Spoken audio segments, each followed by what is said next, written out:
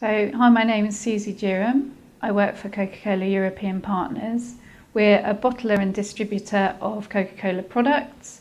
We're based in 13 countries in Europe, and within those countries have about 25,000 staff. I've worked for Coca-Cola European Partners for 3 years. I'm based in the head office in Uxbridge, and I work within the HR department. So all of the change initiatives that I work on are initiated by HR, although they do impact employees right across the business. To me, the most important aspect of a change management initiative is understanding your stakeholders and making sure they're getting what they need out of the change. So one of the first things we do on any change project is a stakeholder analysis to understand who's involved and who's impacted by any change that we're making.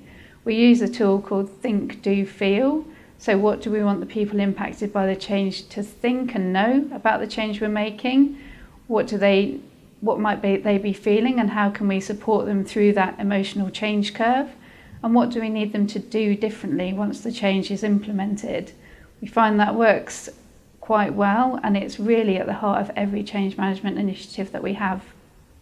Currently, the biggest challenge in terms of change management is just the volume and frequency of change. So at any one time there are multiple change management initiatives happening within HR, so that we're asking a lot of our employees in terms of changing the way that we're working and using new technology. In a lot of ways this is a good thing because we're giving them better, more mobile solutions, easier systems to use. But it does mean that we need to make sure that documentation, training and communication is kept up to date. So in terms of change management technology, we don't have any specific systems that we use, but we do have a SharePoint site with our change management methodology and framework, and this is used company-wide.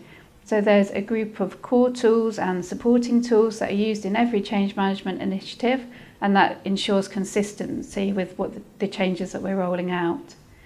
So the framework talks you through the whole project from start to finish, from building the burning platform to the lessons learned. And lessons learned works really well because of the multiple projects that we're running. We can feed lessons from one project straight into the next project whilst it's still in flight. So from my panel discussion, I think the key takeaway is putting employees at the heart of all of your change management initiatives. So just because we're HR focused, I think this applies to any change management projects that are being run.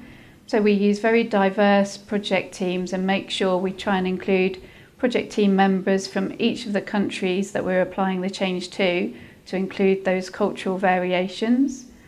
We also use super users, so people that are impacted regarding the change will work through us on the project. They'll have an early view of the system when we're testing it and be able to give feedback and improvement suggestions.